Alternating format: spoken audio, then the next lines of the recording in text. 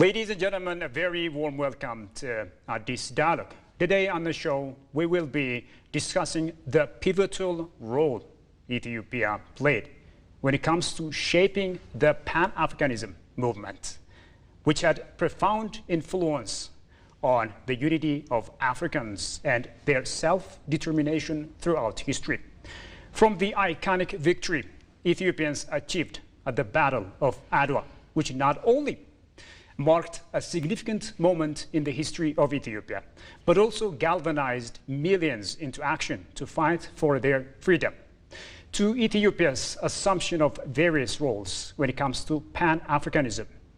Ethiopia's resistance to colonialism has paved the way as a beacon of hope for millions of Africans that were fighting for their independence. Ladies and gentlemen, we're going to talk about a host of issues in this regard, and I'm joined by Hiwot Adane. She's Pan-Africanist.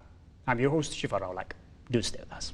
Many thanks for making the time to talk to us. Thank you very much. So, to kickstart our discussion, let's first off talk about Ethiopia vis-a-vis its landslide victory at the Battle of Adwa. So, how did this landslide victory at the Battle of Adwa inspire millions of Africans to fight for their freedom and independence? We can elaborate it in different ways. You know, it is a rare victory for Ethiopians to fight against the imperial European power and win or gain the victory. You know, it is about the mental status of the people of Ethiopia during that time. We were ready to identify in front of the world that who we are. It's all about identity. It's about humanity. It is about dignity. It is about who you are. You know, at that time, the people of Ethiopia knows who they really are, and they know how to fight the European power or other powers for their sovereignty and therefore identity. So during that time, the world, especially, you know, during colonialism and slavery, there was this kind of mentality that it is very hard to win the European power because during the Berlin Conference for 104 days, they were gathering together objective of scramble for Africa. So they put the map of Africa on their wall and they were saying this part of Africa is mine and the other part of the Africa was, you know, yours. It was like you're just taking your portion of means of resource to develop your people and to destroy the people of Africa. So it is a resistance against that mentality, against that thinking. And Ethiopia was showing to the rest of the world that resistance was possible. You know, as long as you know who you are and as long as you know how to unify and mobilize your people, and as long as you know how to convince your people about the reality of the core point of humanity, it is possible to win and, you know, to determine your destiny.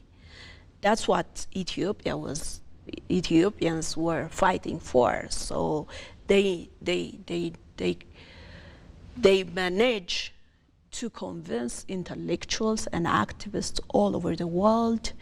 And because of this idea and victory, they managed to resist and to mobilize the people of Africa to stand together as unified people or power to define themselves in front of the world. That's what Ethiopia contributed during Adwa. Wow. Adwa is a victory for not only for people of Africa or African descendants, but all deprived people of the world who wants to gain, who wants to prove that they are also a creation of God, a creation of the Creator. As we all are human beings in this world, how are we getting deprived or exploited without any compensation or any definition? It is about who you are. It is about your mentality. It is about your inner power, you know, to show to the world. Adwa means a lot to the people of Africa and African descendants. That's what we have been contributed during Adwa. Wow, that's beautiful. So how did Ethiopia's resistance to this colonialism serve as a symbol of African unity as well as self-determination, especially during the 20th century? Because without unity, there is no, you know, winning.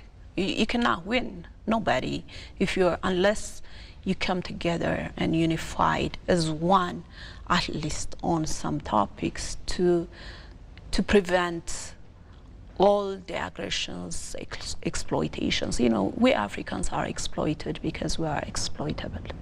All the time we're fighting for so many different issues. Because there are, you know, so many issues in Africa that are dividing us. So what we can talk about Adwa is like, or Ethiopia at that time, is our unification, the core point.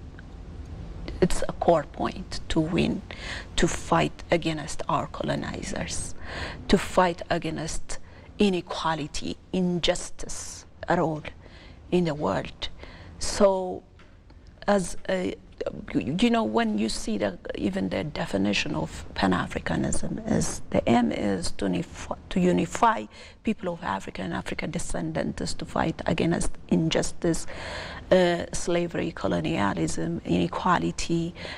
What we have been contributing at that time or during our lifespan, from Pan-Africanism to the creation of OAU, the establishment of OAU, AUN, you can name it, and the core point was our unity.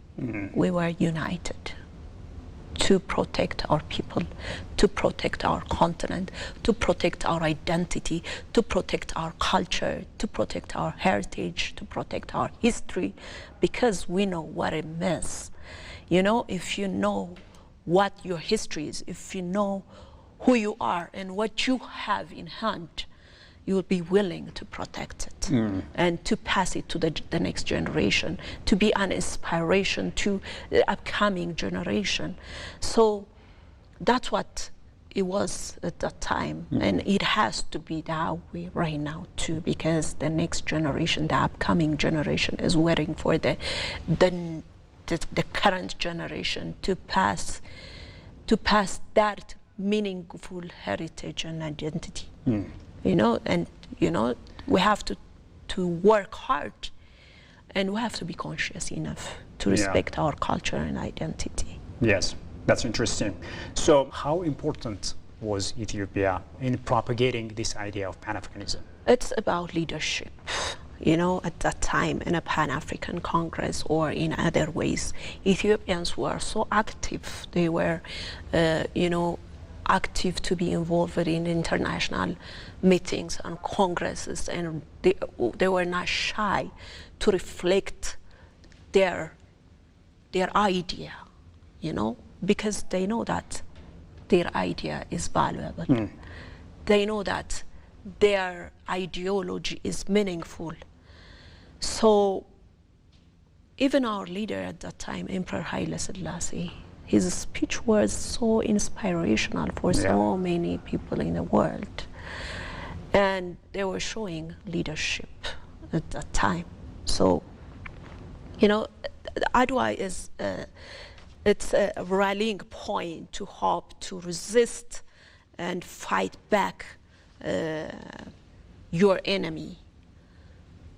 We have showed that our leadership, our our involvement in international platform was so meaningful.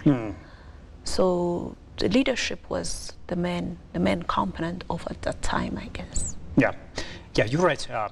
Apart from leadership, I think also there is this determination to fight any sort of foreign aggression coming against Ethiopia, and I think this has, served as a beacon of hope for many Africans, so that they have this mentality of that they can win those Western It is aggressors. up to you, to protect yourself. You have to be determined. You need to give time. You need to be loyal to get your freedom. You cannot get it, easily. So they knew that. They were so determined to work on the diplomacy. Adwa and all those Pan-Africanism movement was not only a military resistance, or it's not about the military movement only. It was also about diplomacy. It was also about political determination. It was also about cultural consciousness. So, as you said, they were so much determined. Yeah. So. You're right. Talking about diplomacy, I think Ethiopia was also actively working through its diplomacy as part of the fight against, the colonizers. In this regard, how successful was Ethiopia, especially in the mid-20th century, and what lessons did other countries emulate from Ethiopia in this regard? Again, Ethiopia emphasizes African solidarity so many times in their diplomacy. So they support other nations' independence and struggle in so many ways. And they were emphasizing about collective response that we should take to win. And also cooperation. They were emphasizing and talking and tracking about cooperation between African countries. They were preaching about solidarity. They knew the importance of solidarity and cooperation to win any kind of fight. So the diplomatic relation and the support of one another to quest freedoms and development was Ethiopia's diplomacy. They were neglecting colonial powers and supporting with African countries for to be free from colonization, to be from slavery.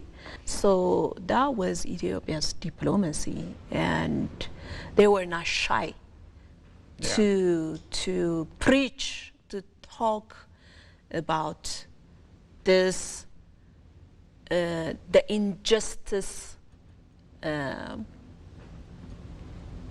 exploitation of imperial powers. So that was Ethiopia's diplomacy. What's the message conveyed by Ethiopia, especially when it comes to becoming a central figure in the fight against aggression of any sort, while also propagating unity among African countries? How important is the message being conveyed by Ethiopia simply because it is the seat of the AU? Africa was divided after colonization, after freedom. Africa is getting divided in different blocks, like the Monrovia, the Casablanca, and Ghana, Guinea blocks, and so there were many blocks were coming up. So Ethiopia came here and say, we're not going to be divided anymore. We need to stand as united entity, because that's how we can get solution. We can be really free from injustice and inequality and all those negative historical injustices, if you will. Injustices. So it was a hard work. It was not a simple matter for Ethiopia to be a seat for the OAU or a diplomatic hub of Africa. They were working very hard. We can mention Katamayu through of Emperor Haile Selassie, Minister of Foreign Affairs, and the Prime Minister at that time, the Prime Minister of Ethiopia, Tsafi Tuzaz Aklilu Habteweld. They were so, organized. They were communicating to the betterment of their country, to the betterment of the continent. So they were they managed to convince all African countries, and they were managing to organize that big event at Addis Ababa. So the point is, Ethiopia became a center of Africa diplomacy, or Ethiopia positioned as a central hub of Pan-Africanism, Pan-African diplomacy. Our grandparents' efforts, Ethiopia became a diplomatic hub and a center, and they were willing to give a land, and they were willing to facilitate all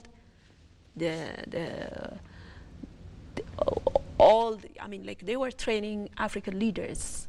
They were preaching about Pan-Africanism.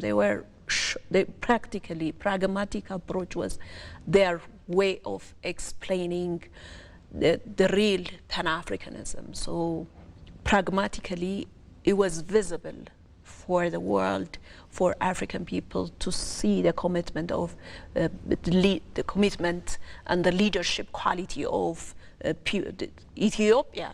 So it was because of that Ethiopia became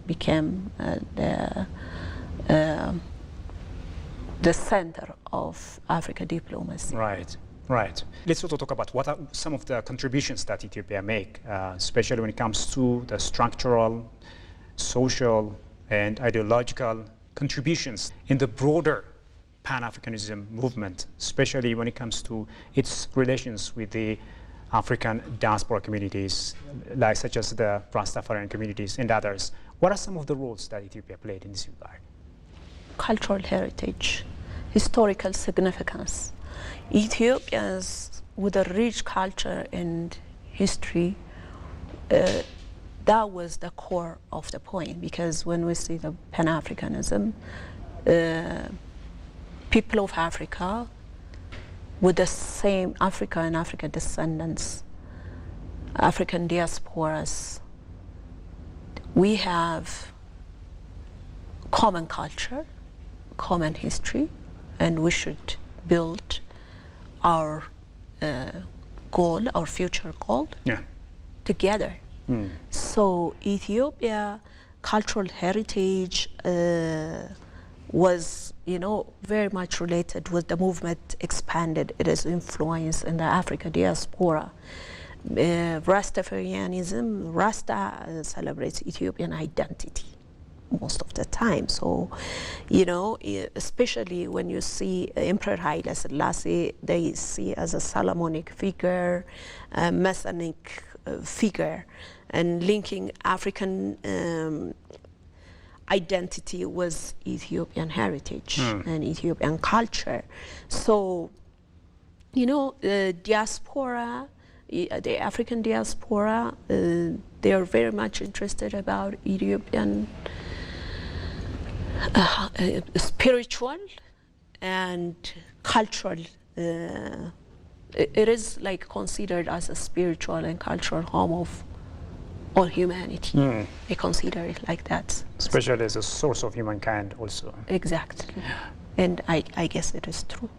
When it comes to African identity, Ethiopian identity, so many, even the Wests are explaining nowadays that the origin of humanity, their origin is from Africa. So in that way, if you see the leaders of the movements of Pan-Africanism, if you see Henry Sylvester Williams, if you see W.E. Du Bois, if you see Marcus Garvey, they've been preaching about Ethiopia. And even during Menelik, after, you know, victory of Adwa, they were like sending their messengers to get advice from our leaders how to lead the concept of and the movement of Pan-Africanism to make it visible. So if you see Rastafarianism, all the diaspora, all the black people movement, there's always Ethiopia. So Ethiopia is a beacon of light, a center of attention. So, you know, it's a core for African and Pan-African movement because of the reality that we have in our country, because of the you know, the act, the movement, the I don't know how to explain it, the inner significance of our grandfather's leadership quality. And just like you said it beautifully, it is about their submission, their commitment. They were so committed. So it is because of that we can see that the diaspora in the Rastafarian movement was, you know, flourishing at that time and right now too. Thank you so much for coming to our studio and giving us this wonderful idea. Really, really appreciate it. Thank you so much. To conclude that, to, you know, strengthen your statement. Yeah, you know, we can talk a lot about our history. They have done their homework, but as a generation, the current generation, the current Ethiopian nationalities, what are we doing? What are we doing to talk about Pan-Africanism? What are we doing to teach, to preach about the power of being in Ethiopia? What are we doing now, right now? You know, so many African people, they don't know about the real contribution of Ethiopia right now. If you see South Africa, xenophobia is there, you know, because so many African people, they don't know what we've been contributing to the struggle to the struggle against apartheid, the struggle against colonialism, the struggle against slavery. So it's our homework. Our parents, our African Union or OAU, Organization for African Unity, founders of that big institution, they have done their homework. But as the current citizen of Africa, what are we doing? Because mentally we're enslaved now. The mental slavery, the neocolonialism is like destroying the current generation. As an Ethiopian, as a diplomatic center, as a hub of Africa diplomacy, as an Ethiopian, what are our medias, what are they doing? What are they preaching? Our intellectuals, they need to come and teach, inspire us. They need to inspire the younger generation. We have to teach the real, the core point of being a Pan-Africanist. What is Pan-Africanism? We need to teach that, and especially about the contribution of Ethiopia. We have to stand still to talk about realities of Ethiopia. We don't have to be divided, because if we're divided, if we're concentrating on our differences instead of our similarities, we're going to deteriorate our generation, our identity, our history. We're human beings with dignity, with identity, with, you know, very beautiful history and culture. And we have to value that. The current generation, we can talk about history, but what are we going to pass to the next generation. What is our history? The current generation needs to create its own history as well. That's what I believe. Such a powerful message. It's the responsibility of each and everybody concerned, because we have a lot to emulate from our ancestors. Hiwot, thank you again for that idea. Thank you very much for your invitation. Yes, you're welcome. With that, we come to the end of today's program. Many thanks to you as well for having been with us so far. Until I see you next time with yet another program, it's a goodbye from